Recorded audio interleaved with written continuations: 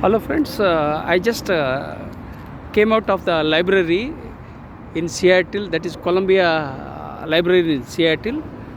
So it's very cold in Seattle and there was a snow a few hours ago. So now I have to walk. I think it takes around 30 minutes to walk, and I'll share with you a couple of stories on life and meditation. So first of all, let me introduce myself. My name is Professor M.S.Rao. I have authored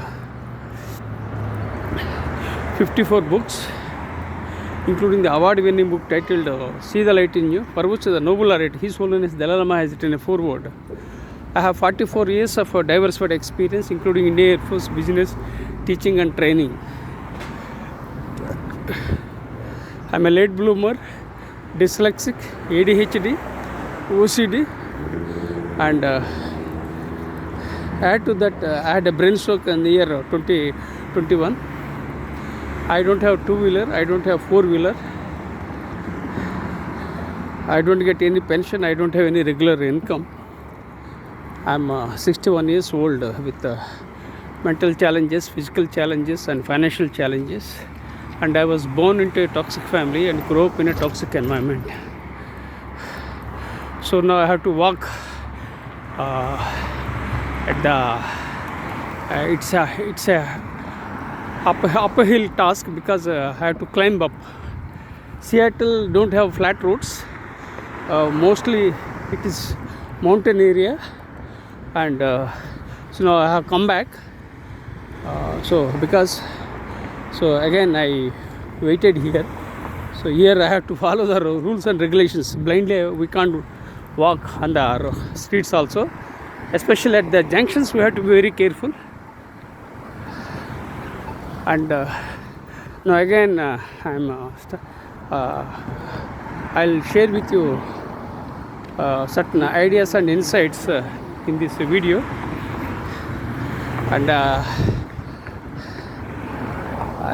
it's very stressful to climb up. It's a hilly area, so slowly I'll walk. It's very cold in Seattle, and there was a heavy snow. So I create models, methods, frameworks. I'm curious and creative by nature, and I talk to unknown people and strangers so that I can grab some ideas and insights. When I grab some ideas and insights from multiple sources, that I would keep them in my knowledge bank.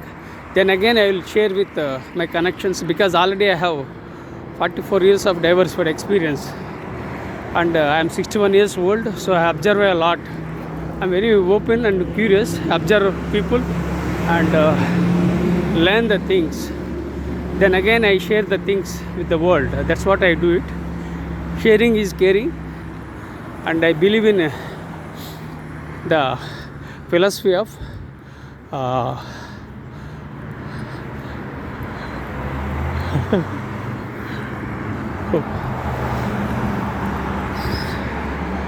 think it's a banner. Okay, a placard. Okay, fine.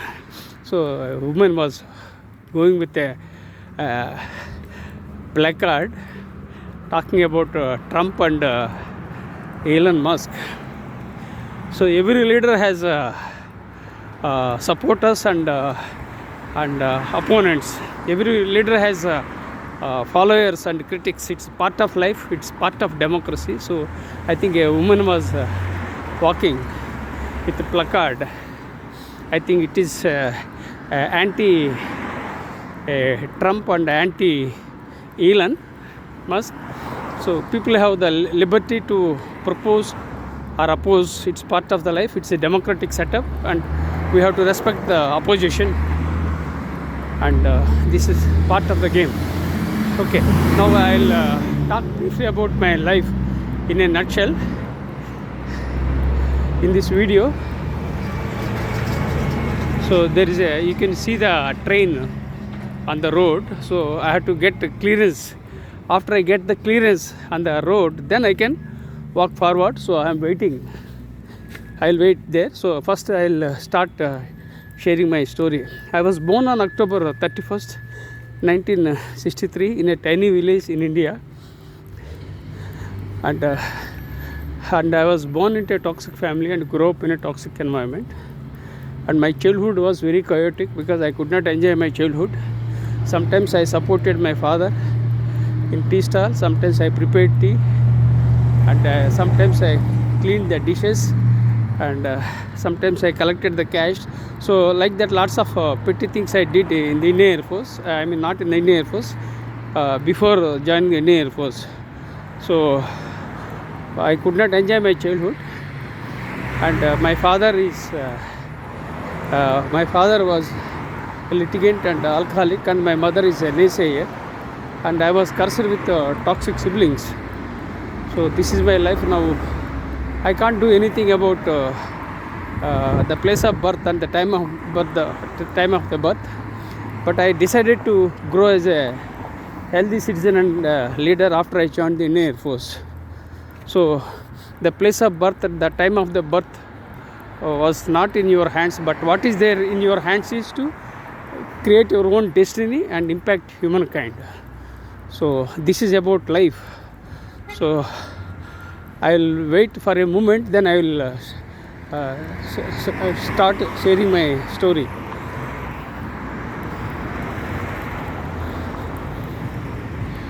Just a moment.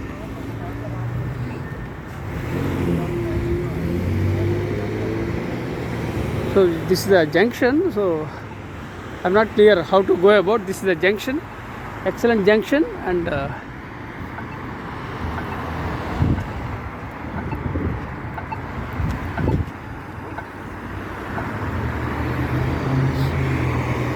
so here I don't know how to go forward.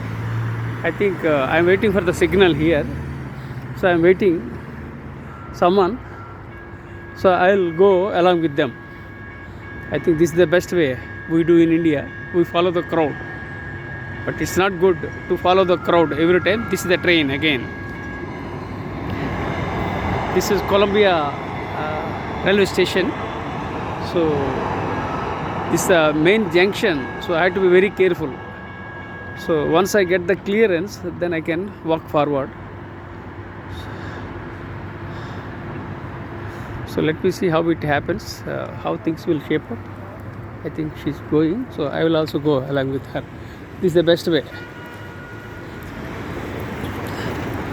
So now we got the clearance.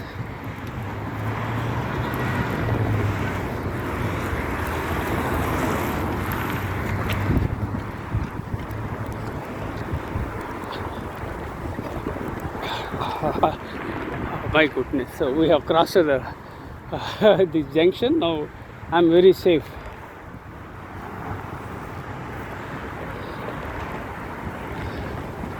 So friends, so now I'll circle back to my story. So my childhood was very chaotic and very challenging, and at the age of 18 I joined the Indian Air Force, and I had a dream to serve my country and to put on the uniform. Then at the age of 18 I joined the Indian Air Force, and I was lucky that I came out of the toxic family and toxic environment. I started growing as a healthy citizen and as a leader after I joined the Indian Air Force.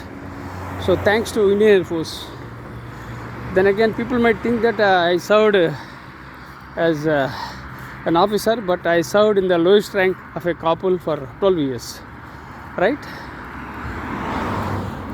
So you can see the snow here and there still. So it is slippery. We have to be very much careful. Already I have chronic back pain since 2007. Then my right hand has been paralyzed, and I have internal allergies, and it's very cold in Seattle. So I have to be very careful, and I have to be calculated. So I am walking very slowly and cautiously and steadily to avoid any health challenges. Okay.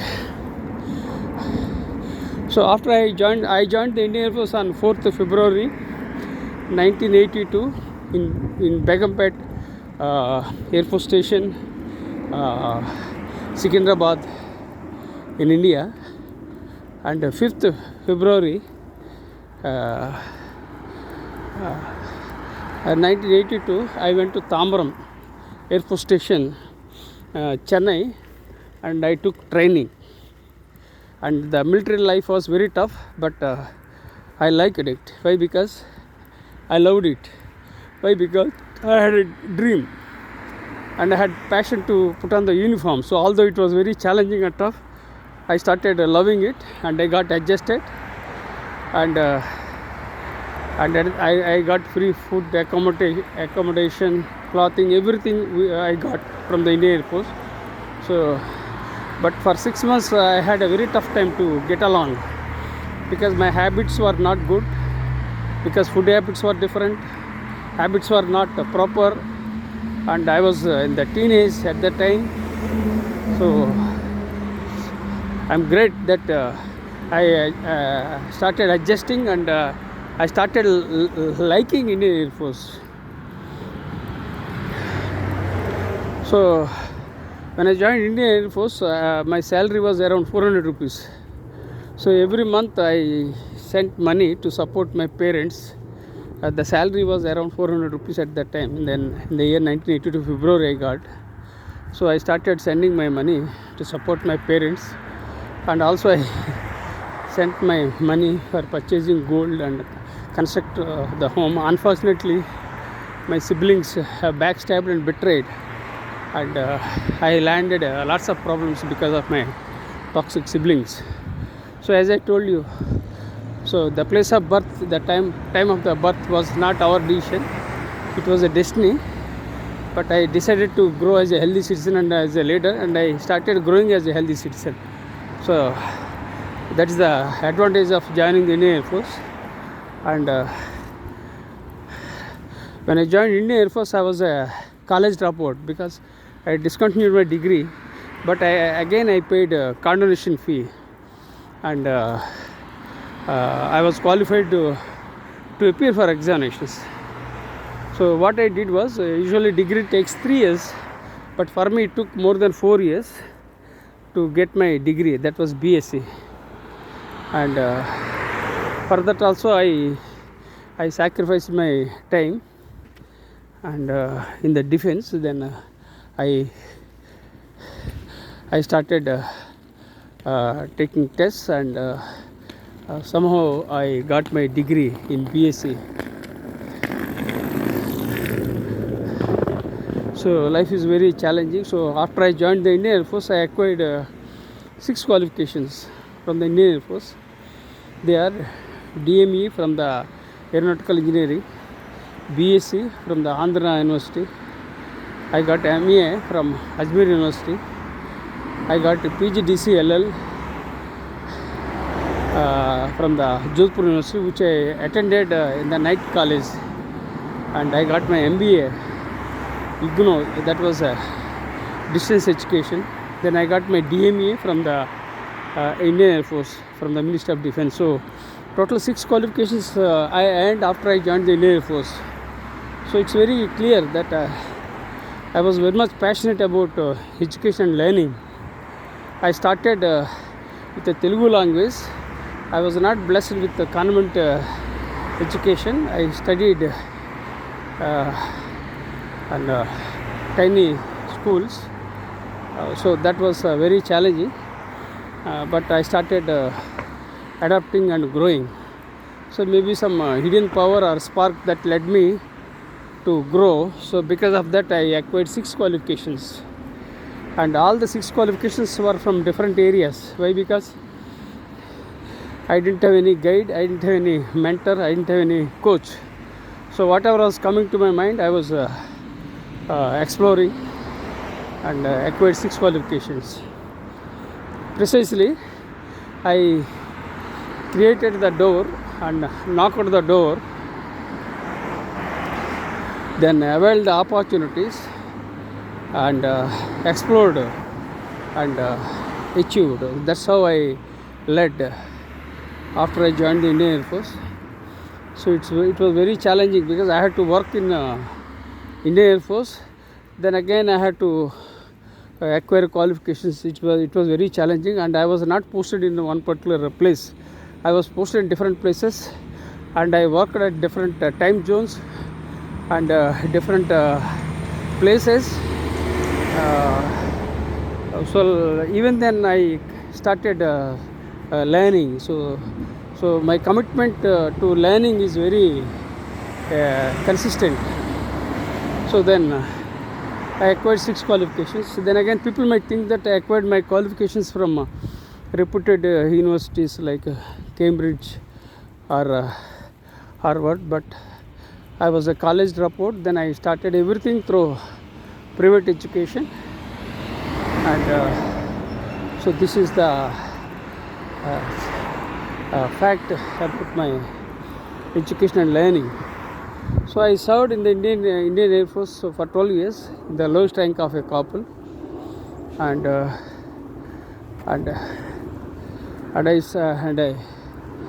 I joined for business because my father-in-law invited me to join for business. So I joined business by leaving service from the Indian Air Force, and unfortunately my father-in-law and brother-in-law backstabbed and betrayed. So I landed on further problems. So first of all, I was cursed with toxic siblings. The second thing is betrayals and backstabbing by my own father-in-law and brother-in-law. So life taught me so many lessons. So I did business for some years, and which things didn't work out. Then I left business and became an educator in the year 2007. So you can imagine how my life has taken twists and turns. So I became an educator and a faculty member in the year 2007. It's very difficult to walk. That too, it's a uphill area, but I am slowly walking, and I am carrying some material which I got, complementary material which I got from the library, Columbia Library. So I am walking with the bag. You can see the bag, complementary book with the bag from the Columbia Library in Seattle. It's okay. So I am holding with both hands. It's very difficult, and I have chronic back pain since 2007. That's one problem. Second thing is I had a brain stroke in the year 2021. Third thing is I have internal allergies. So these are all the challenges I am having. And it's very cold in Seattle, and there was a heavy snow in Seattle a few hours ago. So very challenging, but still I decided to go to library. So I went, and I am returning from the library, Columbia Library. So I request you to consider subscribing to my YouTube channel and share with your networks. And I am not a tech savvy, so I am uploading only raw videos because I want to capture my precious moments. I am already 61. I want to keep my memories forever. If people like, they can share with their connections. So I believe in sharing my knowledge. So together we will build a better world. If some of my ideas and insights resonate with the audiences, that serves my purpose, and I will be very happy. So now again, in the year 2007, I became a faculty member and educator, and then I had an MBA. I had 6 qualifications. Out of 6, I had an MBA, which was required to teach for management and engineering students in India. So I joined as a faculty member, and the takeaway from this video is that education is everything. When you have education, sky is the limit. You can do anything and everything in this world. You will be independent, first thing. Second thing, you can lead your life peacefully, happily. And also, in my case, education helped me to become a faculty member and earn my livelihood. That's how it happened. So education is required, not exactly for acquiring qualifications, to be confident and to grow as a fine human being. So that is about education. So precisely in the year 2007, education helped me overcome my adversity, and I became an accidental professor or faculty member or educator, whatever it is, but it was not destined, but it happened of its own. Fine. So life is not linear, life is not a straight line, life is not a cakewalk, life is full of ups and downs. So be resilient, keep moving. Now I am going uphill, so you can see I am walking on the trail. It's uphill in Seattle. I am walking slowly because I don't want to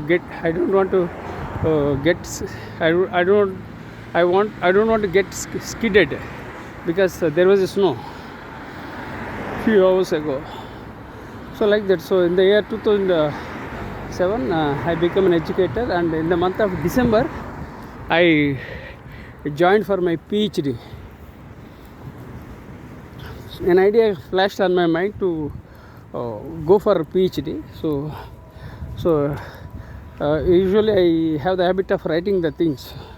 So I capture my ideas and write down. That's what I do. I have a journal, and I have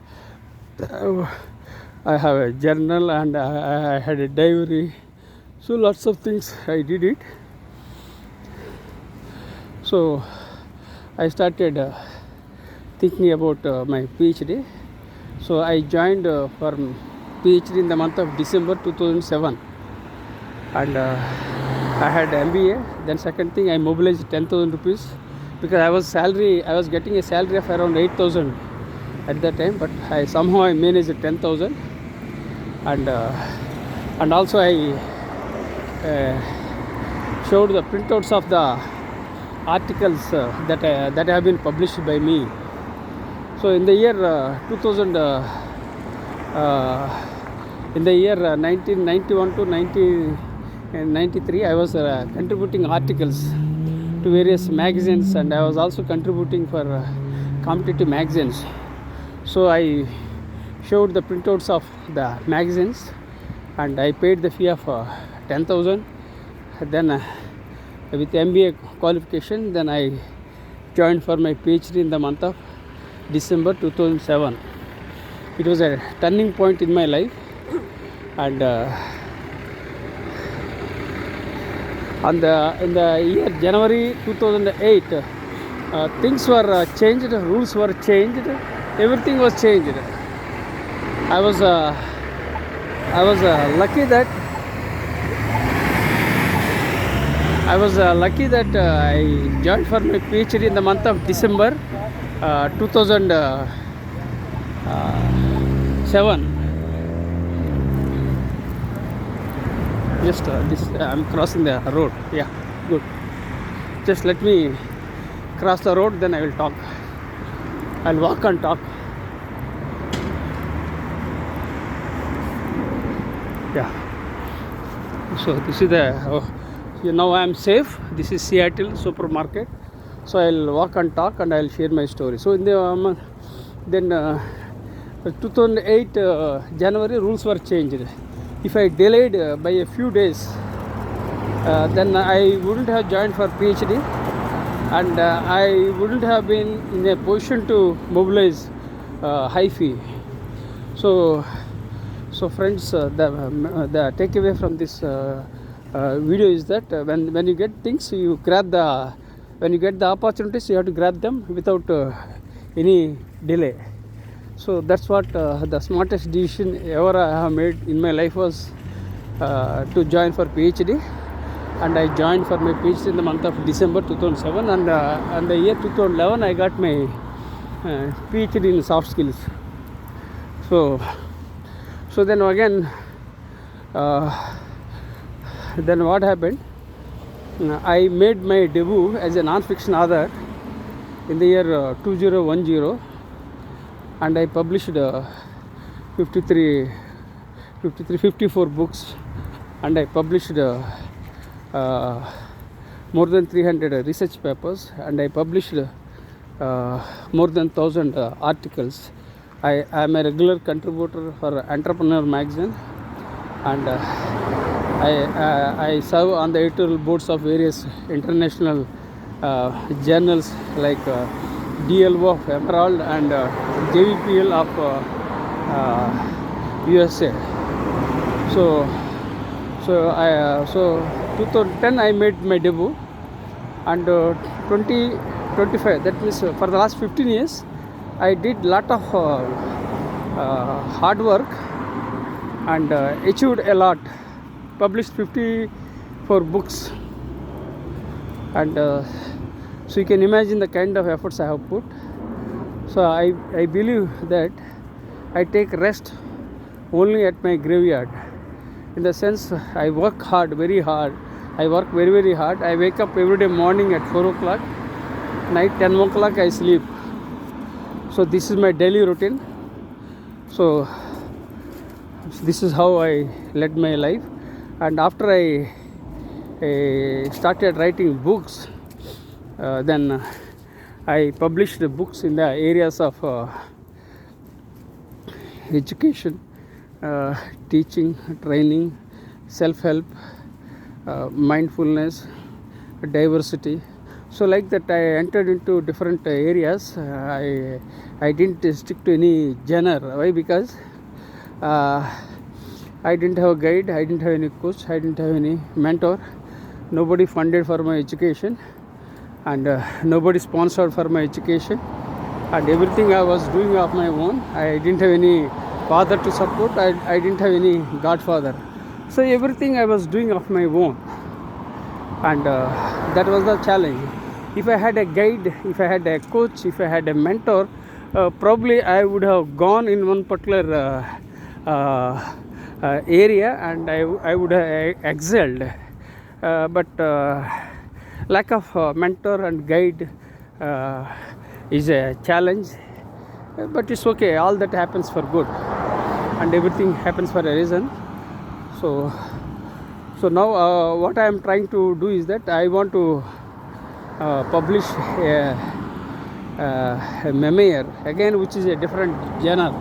So this will be a memoir tentatively titled Survivor. So the title of the book is Survivor, and this book talks about my brain stroke, back pain, betrayal, and challenges, everything I would like to share through storytelling. And I hope this book will be an amazing book, but this book will be a tiny book, because I'm not in a position to write lengthy books in view of my brain stroke and health challenges. Already I have lots of ideas, vision, everything. So I have to improve my health, and I have to improve the mobility of my right hand and right shoulder. Then I will write my memoir, and hopefully it will be a bestseller. So these are all the ideas I am having, but how it happens, that we can't predict. So then again I am trying to upload my life in a nutshell, in the sense my life from the day I was born to till date. I want to upload a documentary of my life, and publish it in any one of the streaming platforms like Netflix. So I am looking forward to sponsors who can give me copyrights to me, then so that I'll be able to share my story. And this document will be unique. Why? Because it talks my health challenges, the kind of challenges I encountered, the betrayal, everything, and I had more of failures rather than the successes. So I think this will be a very interesting documentary, and I'm looking forward to it, provided if there are any sponsors. So this is what I am thinking. So like that, lots of things I am planning to do it. So now I am returning home. So still I have some time, I think 30 minutes now. So I am returning home, and I would like to share with you a couple of ideas and insights, because I don't want to waste my precious time. Time is very precious. You can get money, but you can't get time, because time is limited, and everyone has a limited or fixed time span. Within that, we have to work. So what we have to do is that we have to identify the important challenges and work for those overcoming the challenges. I mean, so we have to identify the important challenges, we have to address the challenges, and we have to add value, impact, and make a difference. So because life is very precious and limited, so don't waste your precious time. So now I am reaching home, so I would like to share with you a couple of ideas and insights. So embrace change, embrace technology, embrace failure. Failure is only a comma, not a full stop. So people get hurt when they encounter failures, but I am saying that embrace failures, so learn lessons and move on. That's one thing. And second thing is embrace change. Change is the only thing constant in this world. So you have to change with the changing times and technologies, so that you will be relevant, not only now, in the future. That's the second aspect. Third aspect is that you have to embrace technology, because technology is changing very fast. Technology, especially AI, things are changing very fast, so you have to keep up a pace with the technology, and you have to embrace the technology for social good. But at the same time, ensure that the bad actors don't play the a game to ruin the prospect. So be in the company of good actors and harness technology, so that you can impact. So these are all the valuable messages I am sharing with you. Now I am reaching home. It's very cold, and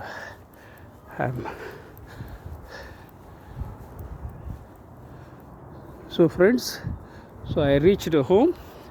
So friends, today I visited Columbia Library in Seattle. So it was a great experience. I enjoyed it.